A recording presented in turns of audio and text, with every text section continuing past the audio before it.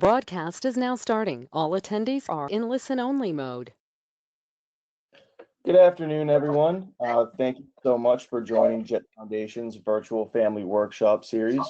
For those of you who do not know me, my name is Nick Jacobs, and I am JET Foundation's program associate.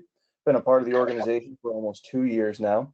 We're really excited to have our informational session today with our very own founder, Casimir, to discuss the importance of Casimir, the company which focuses on patient-centric rare disease research. She will be available for live questions and answers immediately following her presentation. For any questions you may have, please drop them in the chat section below. We are just going to wait a few more minutes and allow some other attendees to join before we begin. Please wait shortly for the presentation.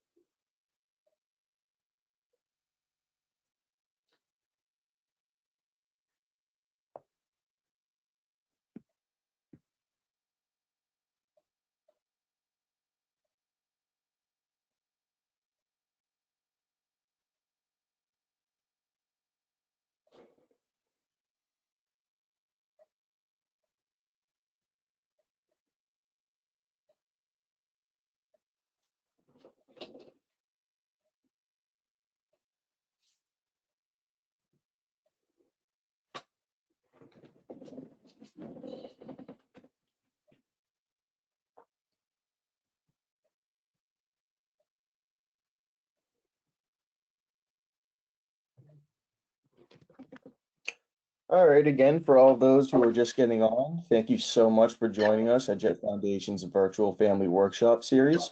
My name is Nick Jacobs, and I'm JET Foundation's program associate. I've been a part of the organization for almost 2 years now. Today, we are really excited to have our very own founder, Christine McSherry, to discuss the importance of Casimir for a company which focuses on patient-centric rare disease research. Again, Christine will be available for live questions and answers immediately following the presentation. For any questions you may have, please drop them in the chat section below. Thank you all again for joining us today, and without further ado, I'll pass it over to you, Christine. Thanks, Nick, and thanks everyone at JET Foundation for having me today. I want to also acknowledge and thank my partner, Mindy Leffler, who started Casimir with me back in late 2015, early 2016. And as many of you know, Casimir was started and initiated back when we were doing a review of eteplirsen or Exondys 51, and really trying to have regulators as well as caregivers understand what they were seeing versus what we were measuring. So Gabby's going to control the slides for me today. So Gabby, if you can go to the first slide. So again, I'm Christine McSherry, founder of JET Foundation, now retired executive director. I work with Mindy Leffler, who is my partner and co-founder in Casimir. And I just want to acknowledge Linda Lowe's, who is a big part, who we all know from Nationwide Children's Hospital, a physical therapist, was a big part of the development of what we call the Duchenne video assessment, which is something I'll be talking about today. I also want to acknowledge the greater Duchenne community, because your support in helping Mindy and I and Linda develop this tool has been unprecedented, and it's really been a collaborative community effort, and we couldn't have done it without the help of the Duchenne community. Next slide. So one of the things I wanted to talk about, and this is actually Linda Lowe's slide that I stole, but what are outcome measures and why do we use them? And so one of the way in which drugs get approved in any disease type is based on 3 things. It's based on how a patient feels, functions, or survives.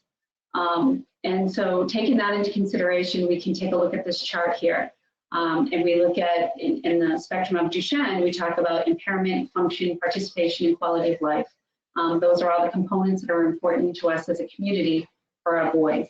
And in the impairment department, we have strength, range of motion, and cardiac output. And those are ways in which we measure if there's an intervention, whether that intervention might be working through the way there might be a change in strength, change in range of motion, or a change in cardiac output. Function, a functional outcome, would be walking, climbing stairs, or getting dressed.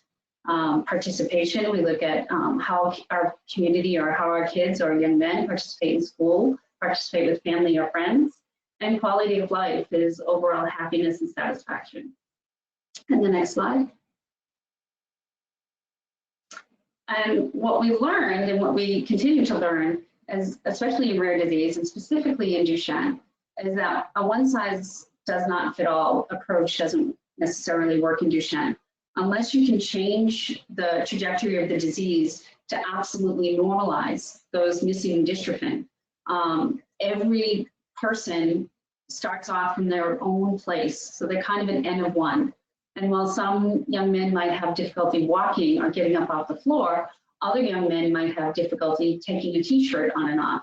And so when we look at time function testing, it doesn't always reflect or be representative of the community at large, or even the cohort that we have recruited into. So when you go on clinicaltrials.gov, which everybody should be going on routinely, to check to see what is out there for Duchenne studies and trials. If you want to participate in studies, you'll see something called an inclusion criteria and an exclusion criteria.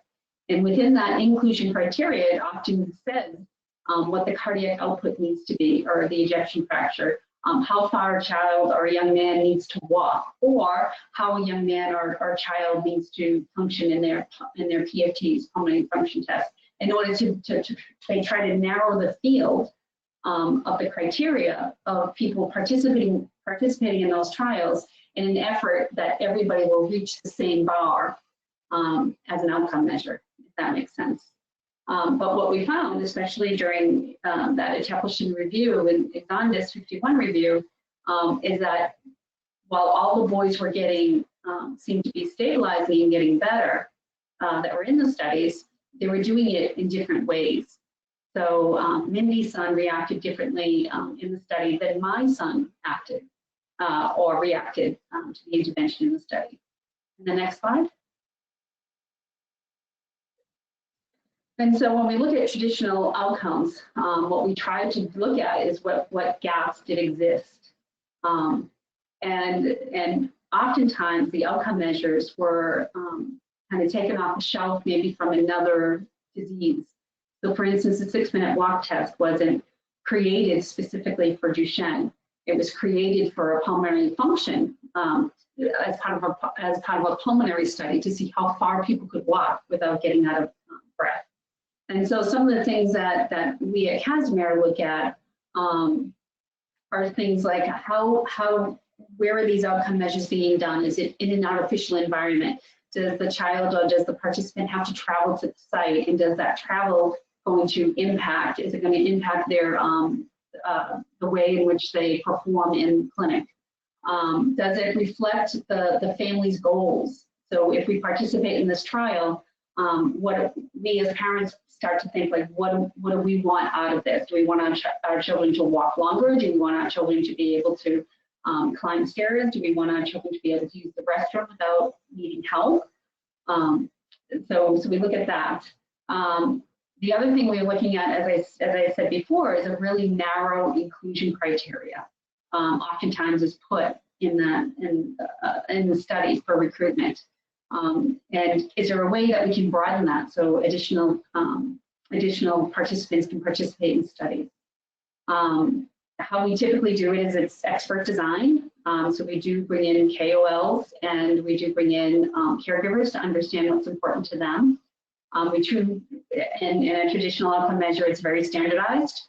We look at the natural history data and we kind of try to interpret the clinical care so that we hope that everybody has the same standard of clinical care, which in Duchenne we know that that's problematic because not everybody every clinic kind of treats kids differently.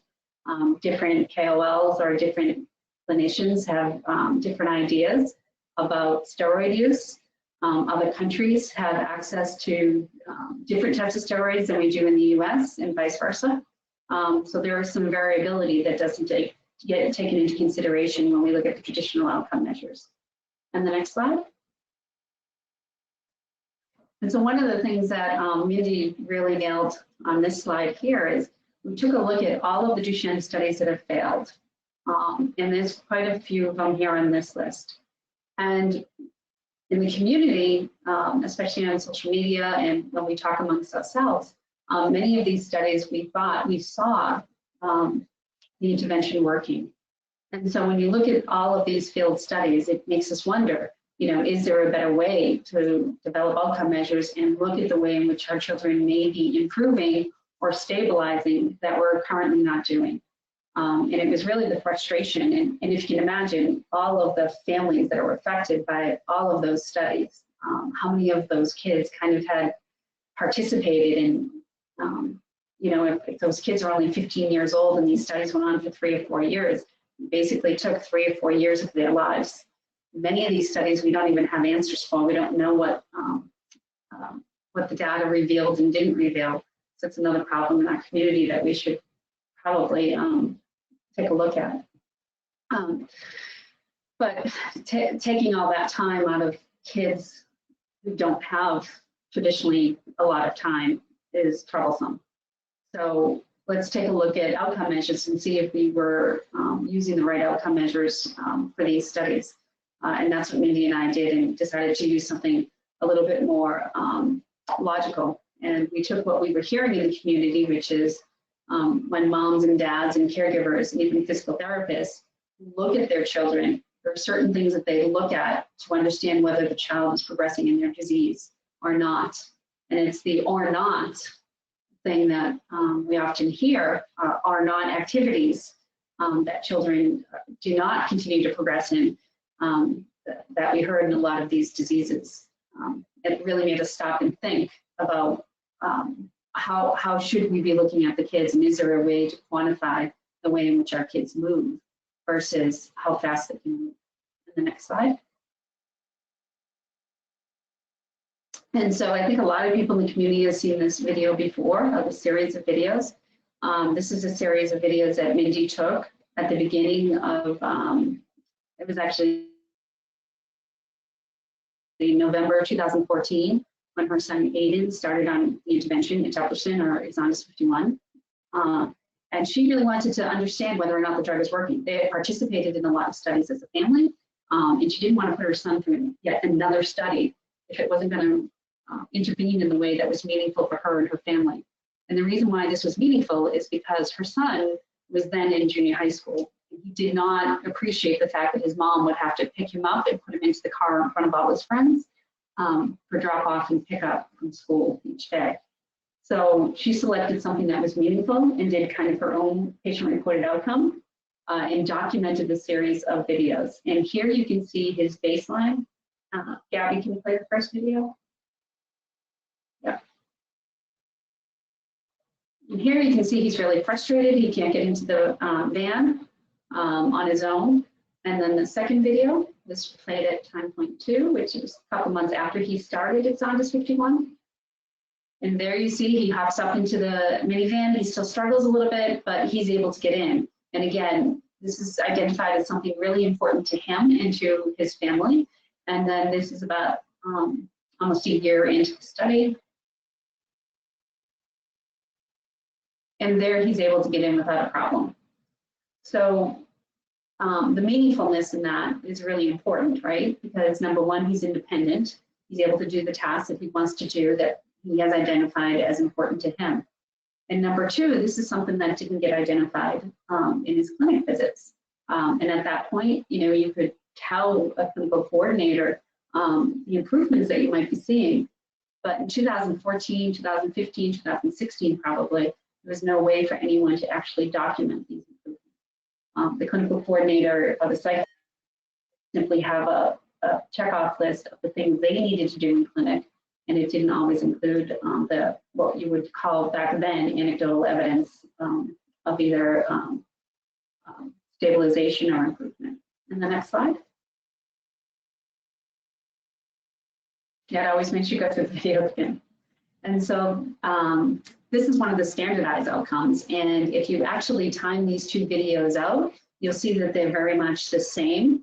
Oftentimes, this is actually a clinical outcome measure in several studies. It's time to rise from floor. And so, Gabby, if you can play the first one at time point 1. And then play the second one at time point 2.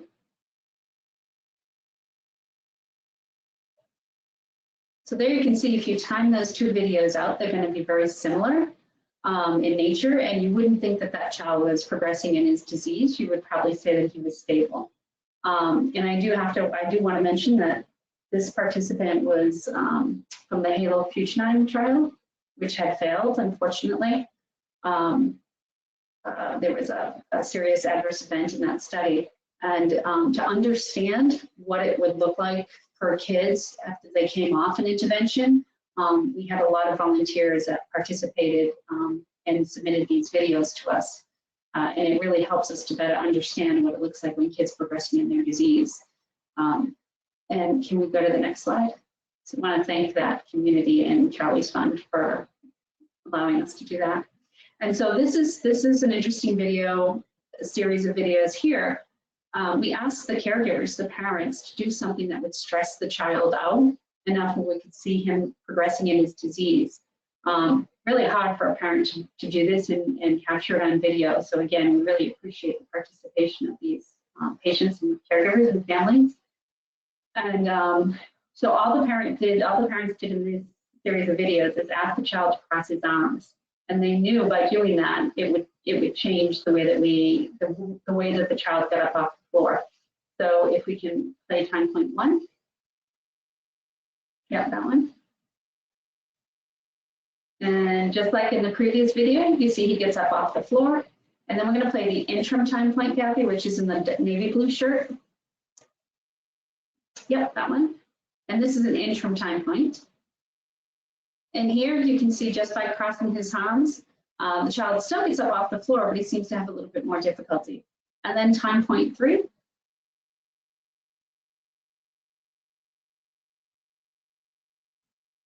And this is the same time point that you saw as time point 2 in the previous set of recordings. And here you can see this child clearly cannot get off the floor. If you were in clinic and all you did was the time to rise from floor, you wouldn't see this progression happening. And so, one of the points I want to make here is that time function testing isn't always an accurate measure of how kids in Duchenne are either progressing in their disease, stabilizing, or maybe even getting better. And number 2, caregivers, parents, us, are really good repositories of understanding where our child is progressing or getting better or stabilizing. And oftentimes that isn't taken into consideration. And next slide, please.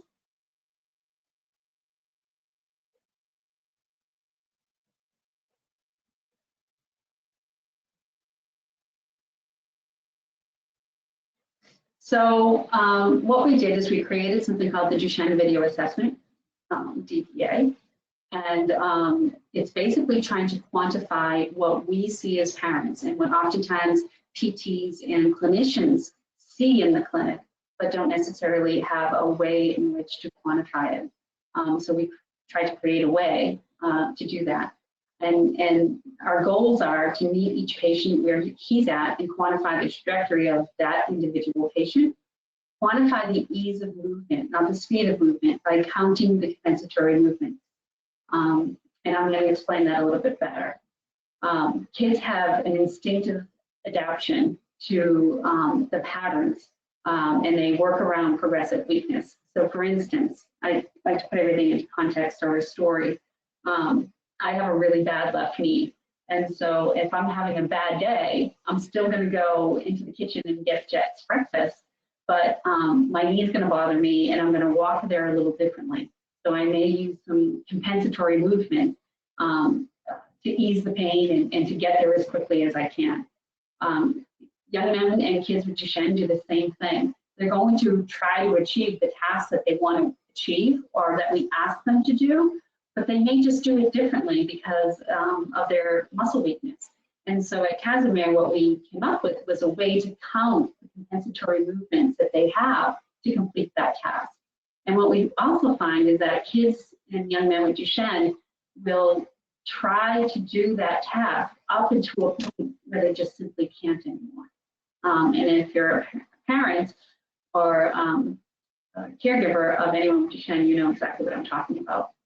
And so we are able to, in the way that we use a video capture, we're able to capture all of those nuanced but significant compensations. And within that, we're allowing those kids to have different compensatory strategies.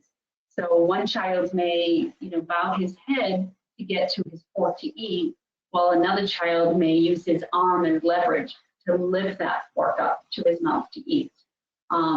It's not that they are, they're both using compensatory movements to complete the task, but it doesn't have to be the same compensatory movement. And the next slide.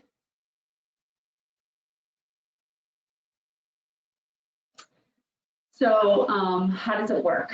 Well, we came up with a menu of daily tasks that were identified through the community. And when a pharmaceutical company comes to us to implement this into a study, the sponsor will select, and we'll help them select a certain task based on the cohort of patients that they're recruiting. And there are 4 different cohorts of patients. So you have early ambulatory, late ambulatory, early non-ambulatory, and late non-ambulatory. So the tasks are specific for those cohorts. So for instance, we wouldn't ask a early non-ambulatory boy to get up off the floor. So they have a whole separate menu of tasks. We have the caregivers, which is oftentimes the parents, but it could be others. Watch training videos so that we standardize the way in which we capture that video. And we actually believe it's probably a little bit more rigorous in some ways than other outcome measures might be. Everything that the caregiver says to the child to do is recorded, and we can hear it. We have a whole quality and compliance department that actually watch the videos and listen to the videos as well to make sure that they're done properly.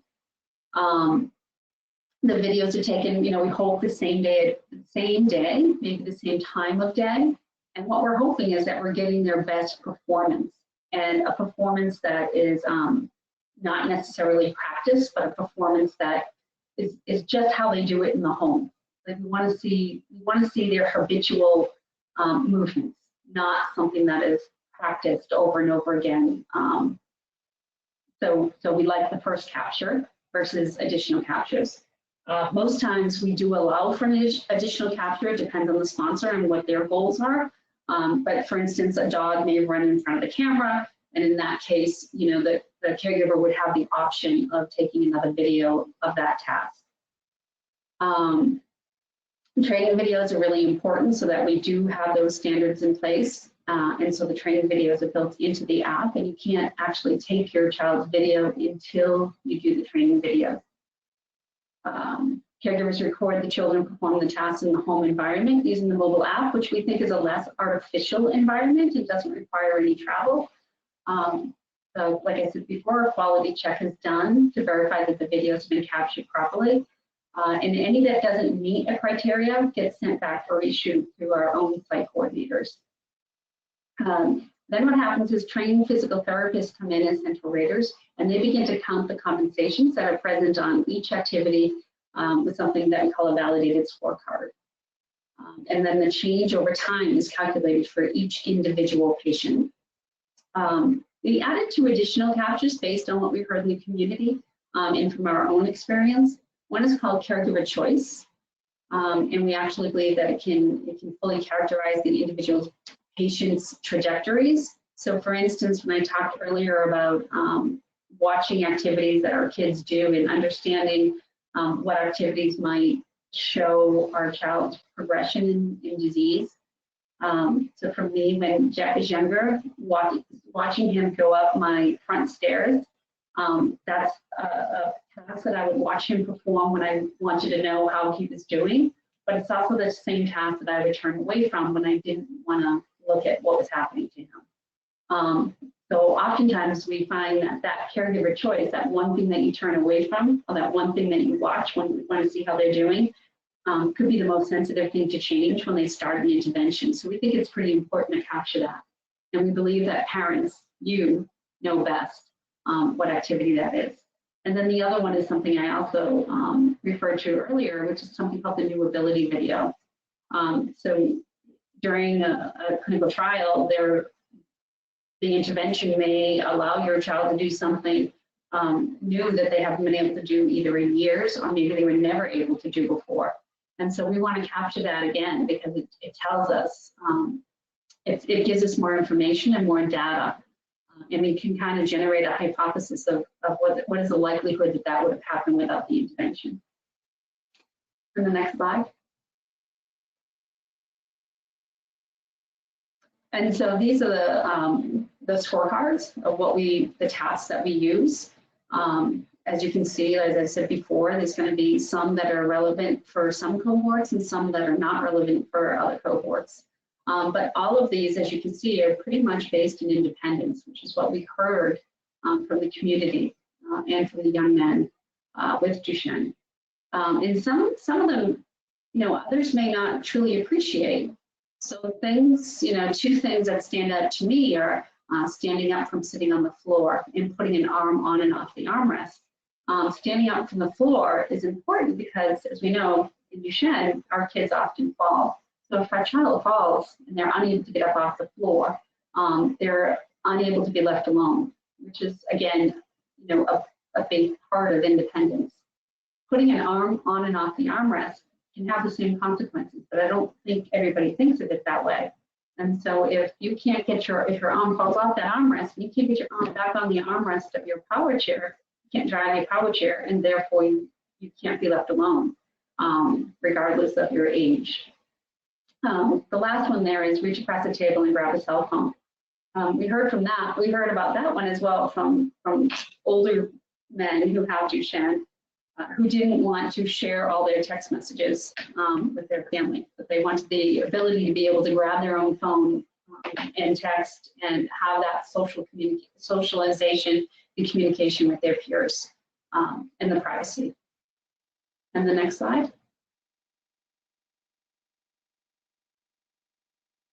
So here's another example. This is one that, just as the previous one, hasn't been developed under the SOPs or standard operating procedures that we have currently set out in the app. Again, this is a child from the Halo Future 9 trial. And I just want you to take a look at the difference between the time when he walks up the stairs, time point 1 and time point 2, and watch his arms and watch his legs and watch the way in which he comes up the stairs. And you should be able to identify the differences in the two videos. Go ahead.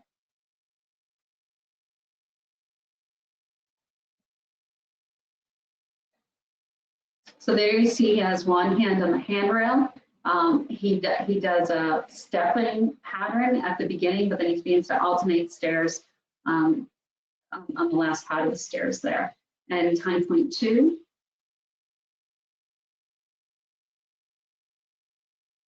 He has his arm on his hand on his thigh to help push him up. And he never gains that alternating pattern of going up the stairs. So clearly those two videos, again, time that it takes him to get up those stairs is going to be very similar. However, the way in which he got up the stairs is going to be different, and clearly shows a progression in disease from time point 1 to time point 2. And the next slide.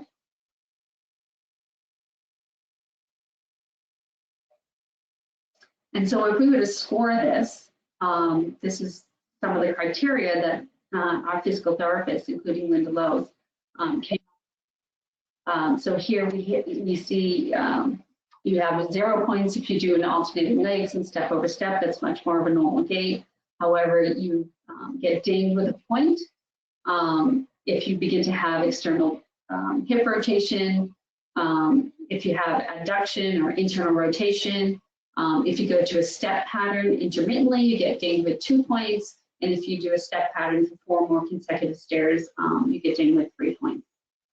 And eventually this will lead to a severity percentage within that stairs videos. The next one. And so this is not blurred. This is Aiden. This is Mindy's son. And what she did here is she took videos. Again, we think it's really important. Some people may criticize the couch in the background, and we acknowledge that. But not every child is going to get up off the same chair in clinic as, and it may not be as important as if you're getting up off the couch in your own home. Because again, we want our kids to be able to function in their own environment, not an artificial environment. So it's important to look at how they function at home. So in time point 1, if we play that video, on the DDA, we scored him 4 out of 8, or had a 50% severity score. If we did him on the North Star, he would be a 1 on the North Star. And the North Star is another one of the outcome assessments that are routinely used in clinical trials. If we look at him in time point 2, which is 6 months later, you're going to see that he picks up a few more compensations in order to achieve the task of standing up. And as a result, he scores a 6 out of 8, or 75% severity change.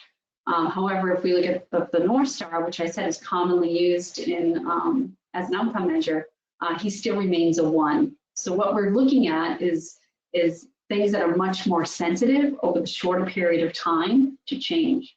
Can you play that video, Gabby? Thanks. It's time point 2. You can see it's clearly more difficult for him to get up off the couch. And then if we go to the next slide.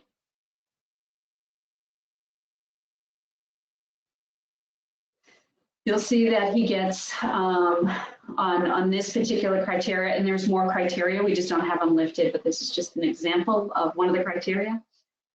He gets dinged 1 point because he leans really far forward to lift his body off the couch. And the next slide. And then again, time point 1 on the Duchenne video assessment. At this time point, Aiden scores a 9 out of 11. So he has 9 of the compensations out of 11 that he could have, which scored him at an 82% severity score. Play that video. Oh, there's no video there. Oh, there it is. He rolls over, he uses his hands, he walks his hands back, and he sits straight up. And at time point 2, 6 months later, he ends up scoring 10 out of 11 of the criteria, which brought him up to a 91% severity rate. However, his North Star remained the same at a 1, meaning that we have criteria that are built into these scorecards that are a little bit more sensitive because we're looking at more nuanced movement. And if you can play the video.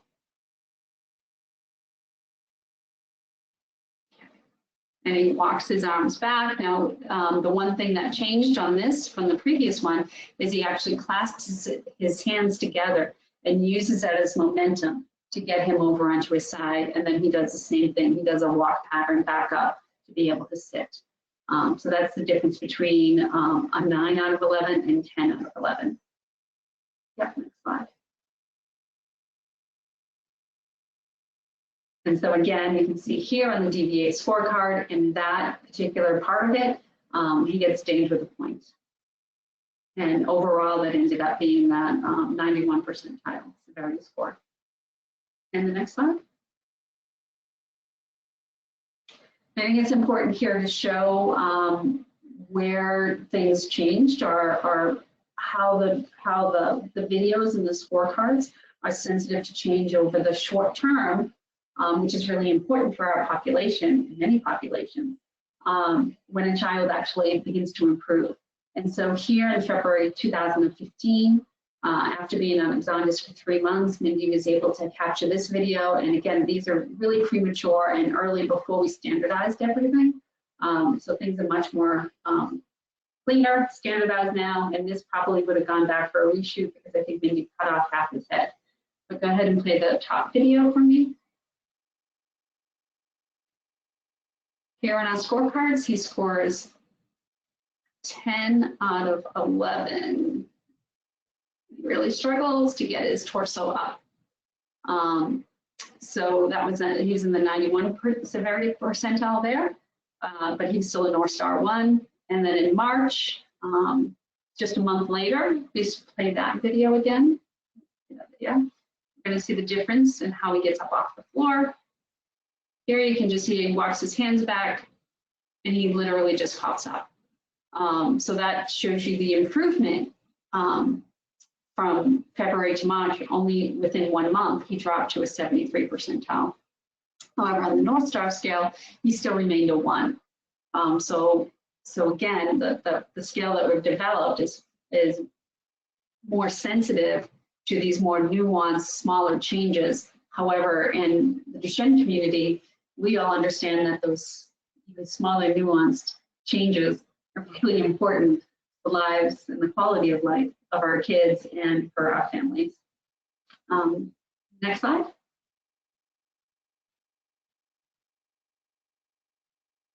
And so here's where he changed on that particular part of the scoring part. And the next slide. This has a video with it too, Gabby, I think. So this is a non-ambulatory boy, and again, kind of using something that we found is important, which is independence. You know, we don't have, if our young men don't have to be fed, they don't want to be fed. We've heard that loud and clear. And so we took a look at one of those activities of daily living, and we created a scorecard for it. And so if we play the video, you can see how you could score this. So he starts moving his head down and really pointing that fork up. And for this particular scorecard, we really wanted to see how fatigue is going to play into it. So repeating the activity over and over again. In this particular scorecard, we have them eat at least 10 bites so that we can see, again, how that fatigue begins to build. And what we learned by taking lots of these types of videos is that the young men will use many different strategies to enable them to continue using the fork. And you can see, you know, towards the end here, he's really beginning to add some compensations. And so he would get scored appropriately on the scorecard until he got to a point where he could no longer grip the utensil. So that's kind of how that one works. And the next one.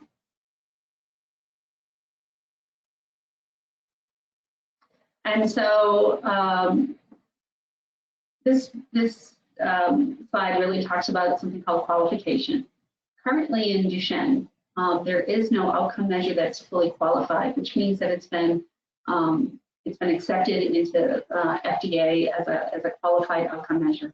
We have lots of outcome measures that we consider validated and have gone through a validation, gone through validation to be used, but nothing has gone through qualification.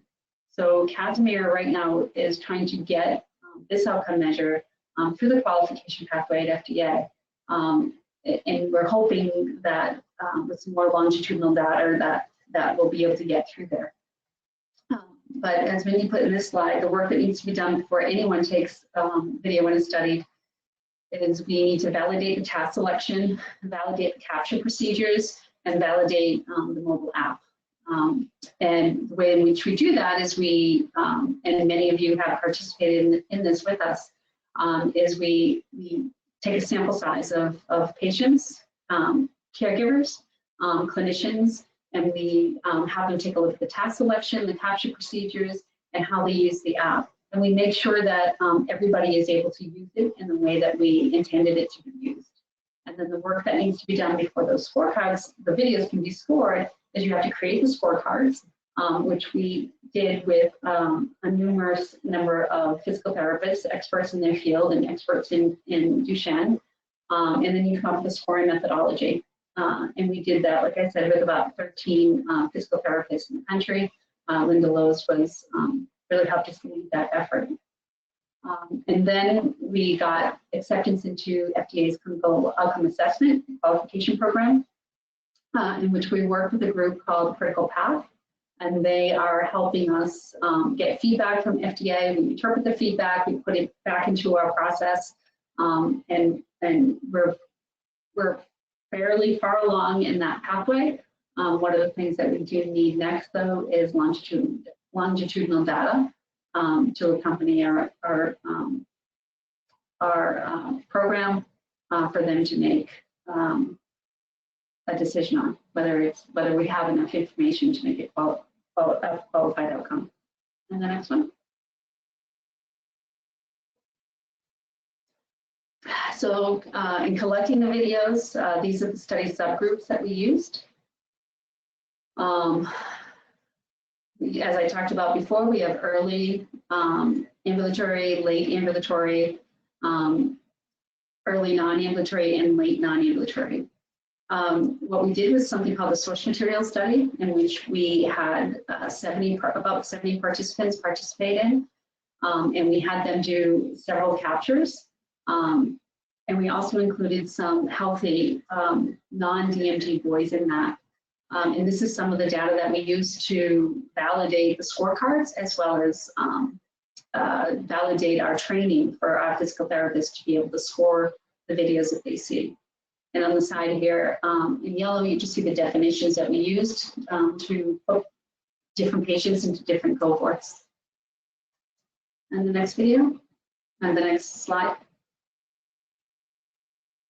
And then this is how we put the tasks into each functional subgroup. And again, we did this with a variety of physical therapists, as well as the information that we had from the videos that we had collected previously. And so this is basically how the numbers broke down for that study that we did, the source material study.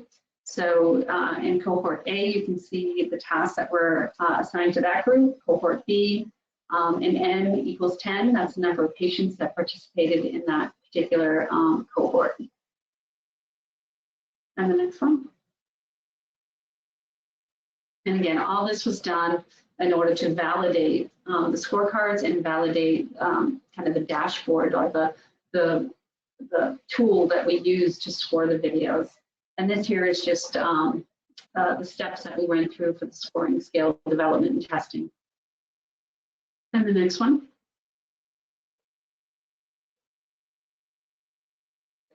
We also then had to develop a physical therapist training program and criteria.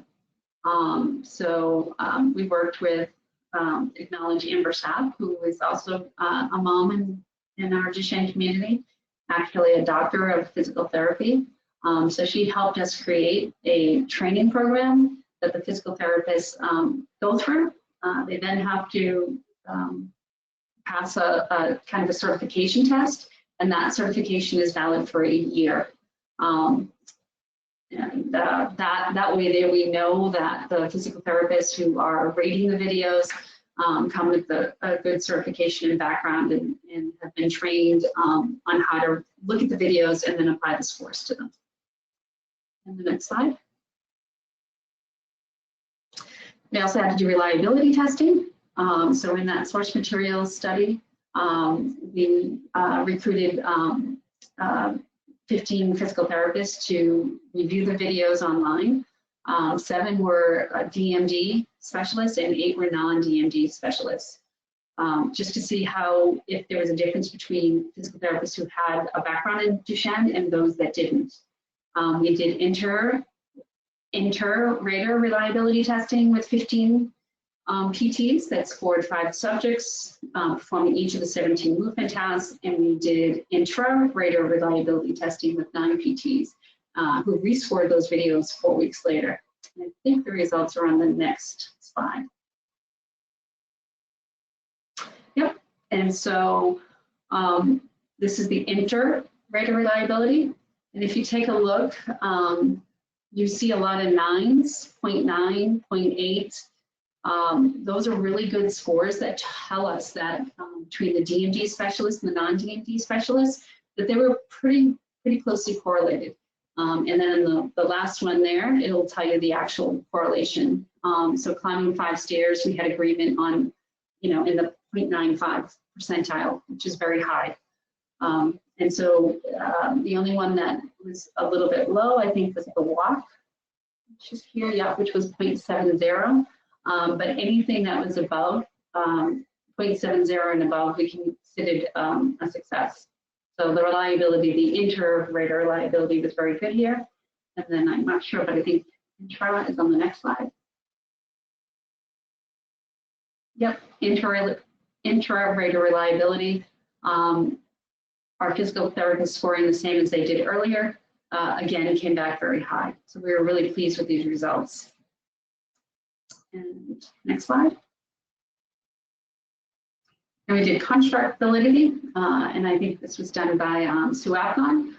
So are we measuring what we say we are measuring? So basically, we had a physiatrist, a physician who specializes in rehab, look at the videos and then put them into one of 5 groups. And she was able to look at the videos and put them into the groups that are categorized there, group 1, 2, 3, and 4, from no weakness to cannot complete the task.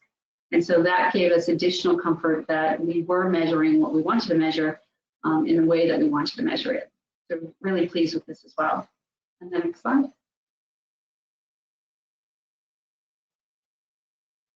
We also put out a caregiver questionnaire, which I think is really important to our community because just like when I talked about the days when you look away from things, taking these videos on your child, especially those that are progressing in their disease, can be a really difficult thing.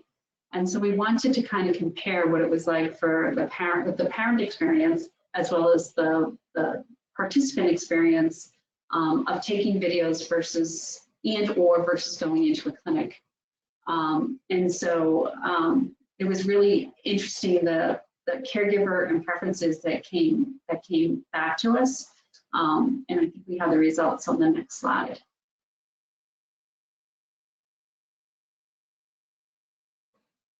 Yeah, so these are the results of that. And I can add a little bit more context in here, but most patients, nearly 80% of the patients, and more than half of the caregivers preferred the home-based video assessments versus traveling to a clinical site. I think we can all appreciate how difficult it is to travel with our kids to clinical trial sites. Sometimes it could be a 6-hour plane ride, sometimes it could be a 1-hour plane ride, sometimes it could be a 4-hour car drive, right? But there's many obstacles. It's not like traveling normally. More caregivers reported experience emotional difficulty with the North Star assessment than the DVA. So we found that really interesting. More caregivers reported experience emotional difficulty with the 4-stair climb than the DVA. More caregivers reported that patients experienced emotional difficulty with the 4-stair climb than the DVA. And the caregiver emotional difficulty reported for the performance of the upper limb, the pull, in a 6-minute walk test were not statistically significant for the DVA. However, go on to the next slide. We can talk about this a little bit more. So that was the conclusion. Most patients, more than half the caregivers, prefer home-based video assessments than traveling to a clinical site. And here's a really important point, that while conducting the DVA at home is emotionally more difficult for some patients and caregivers, more reported emotional difficulty with assessments that they currently travel to clinic to complete. So for me personally, what I found interesting about this part of the study was that when my son was participating in his assessments, oftentimes I was sitting in the waiting room. So I didn't actually get to see what he was doing because they wouldn't allow parents at that time, and they probably still don't, they wouldn't allow me in to see the physical assessment that they were doing, or the functional assessment. And so while I might be on my phone or on my computer or, doing something else, my mind is completely taken off of what Jed is doing in the other room with the physical therapist. So I don't really have to have that much of an emotional component of it because I'm not part of it. I'm doing what I enjoy doing, which is maybe talking on my phone or looking at Facebook, right? However, had I been part of it, had I been in the room, it probably would have been far more emotional for me to see him unable to stack two cans on top of each other, or to sit on the floor and maybe the physical therapist has to say to them, show me that you can't get up off the floor. And so I'm not the participant in that part of the study. And so therefore, I don't see it. And then go to the next slide. And I think this is another one of Mindy's slides. I think this really sums it up nicely. And that when Jet was first diagnosed, and they call this the, oh, I forget what it's called. It's called, it's like a grieving scale. And when Jet was first diagnosed, and this is what Mindy believes as well, is that we as moms thought we were in the middle of the circle there. We thought we were the ones that were the most affected by the diagnosis. But what we learned is that our kids were really in the middle there, and we were one ring out. But we always put ourselves as one ring in. So we thought, or we felt like everything was happening to us as the caregiver, not realizing that it was all happening to him or to them or to Jet, that he was the one who was in the middle of that circle. And the only time that he could grieve was to be able to push his grief one ring out to us, to me, to his mom, or to their mothers, or to their fathers. And so if you think you're in the middle of the circle, you can't necessarily appreciate what our kids are feeling. And so when we look back at the results of that study, it was interesting that the younger kids and the caregivers who had younger children were the ones who said that they would prefer to go to clinic and have the assessments done because they would get feedback from the assessors, like, oh, he's doing really well for his age, or oh, you know, cardiac function remains stabilized. But those were caregivers of kids who were probably not in studies, because if they were in studies, they wouldn't be getting that feedback. So I think it's kind of maturational. And I think if we really look at the percentage of boys or young men who said that they would prefer the Duchenne video assessment at home, that is that's the inner circle right there. That's a more or a better or accurate depiction of how they feel versus how we feel. And so I think that's kind of how this this depicts what's really happening between the in-clinic assessments and the out-of-clinic assessments. And I think that kind of wraps it up for the presentation. Yeah, thank you so much, Christine, for that presentation and for everything that you're doing over at Casimir. We're now going to take a moment and begin our live question and answer session. For all questions and comments, please drop them in the chat section below, and Christine will answer them the best she can.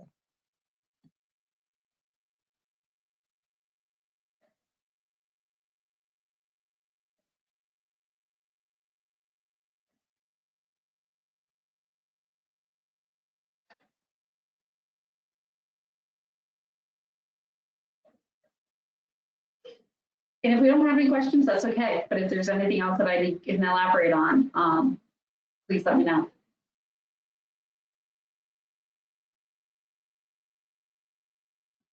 Christine, we have a few coming in through the chat. Can you see those? And then, oh, hold on. Nope. Try.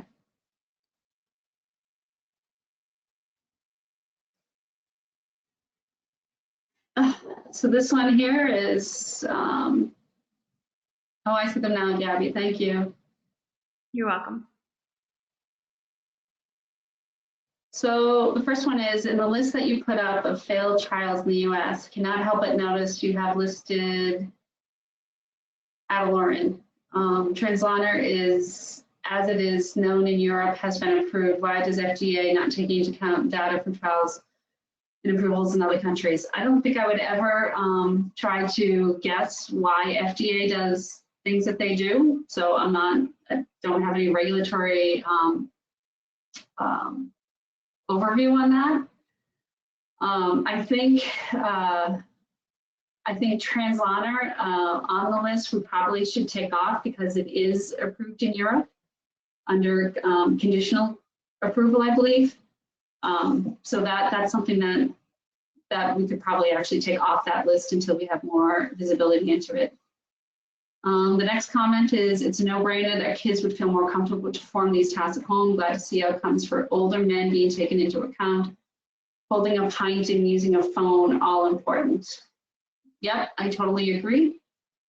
Another comment, as long as the dreaded word coaching is not used as an excuse to deny approval. I would agree. I don't think we can coach our kids to do anything, but I do think that seeing our kids perform in the habitual way that they perform every class is important versus something in a more artificial environment, maybe with a strange assessor. Thank you for the talk. Are you still in need of PTs that are not DMD specialists? Absolutely, always. Anybody who wants to help, you can email me or info@casimirtrials.com. How do we get other DMD boys as part of video assessments in the future? I'm really glad that you asked that question because we are right now in the process of planning something called an all-comers study, and that we will be picking probably 10 or 12 sites in the country. And our hope is to get those investigators to recruit as many young men in Duchenne as possible into this all-comers study. All-comers study means that you can be in another clinical trial, or you can be on a commercial drug, or you cannot be on anything. But we want to take a look at all of it. I think what's really important for our community right now is there are so many potential interventions that are coming now and in the near future that is going to change the way that we look at Duchenne. And so if we're fortunate enough for some kids to get gene therapy and then other children to get exon skipping, how do those compare in the future, and how do we then begin to understand the trajectory of their disease? Because it's going to change. It's not going to be the same as what we thought it was. And treatment and thoughts about how we treat those kids are also going to change as a result. And maybe there's other nutraceuticals, or maybe there's other treatments that can synergize, like we've always talked about, is that cocktail that we wanted. But how does that change our kids, and how do we follow those kids over the long term, you know, in a surveillance way, in a convenient way, to learn from that, to have our sponsors learn from it, and to have our community learn from that, so that we can curtail their needs to what it needs to be. So kind of just like SMA now has a gene therapy and has Spinraza, and now has a third, it has a third entity that's been approved. The trajectory of that disease type is going to change. The natural history is going to be different. And so how do we capture that and learn from it? Not only for the future of Duchenne, but also for the kids that are currently, and the young men that are currently living with Duchenne. And lastly, to the point of the non-ambulatory boys, I couldn't agree more. There haven't been any really good outcome measures in non-ambulatory, and that has prevented a lot of sponsors from going into the non-ambulatory cohort of patients, which is detrimental. And lastly, the other thing I just want to point out is, you know, people are privileged to be able to participate in a clinical trial. It's not easy, and it's very discriminatory. It's discriminatory in the way in which, as we said, you know, non-ambulatory boys, there are often a lot of studies for them to participate in. Number one. Number two, geographically and demographically, we all can't, we don't all have the money to put on our credit card to be able to fly someplace. We don't all have the daycare or childcare that we need to take care of other kids. We don't all have, you know, we don't all live right outside of Boston where clinical trials are happening not far and we can get there. So there's so many obstacles in clinical trials that I really think that remote video capture at least as an option to break down some of the barriers and allow others to participate in clinical trials. For me, the clinical trials are hard, but yet for me, it was almost life-saving for Jet. And so just as these workshops started, you know, our goal and my goal is to make it not so hard. And is there a way in which we can make clinical trials not jam them into the lives of people with Duchenne, but somehow fit into the lives of people with Duchenne? Because as we all know, we've got a lot of other stuff that we need to do every day, caring for our boys. And clinical trial participation sometimes can just, you know, be too burdensome. So how can we make it less burdensome?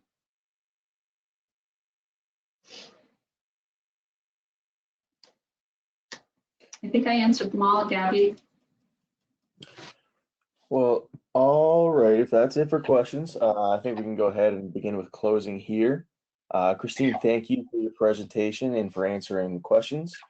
Your work's amazing, and the entire Duchenne community is grateful for you and all that you do. And thank you all for joining us today at Jet Foundation's virtual workshop series. This presentation has been recorded and will be uploaded to our website if you'd like to watch it again or share with others in the community who could benefit.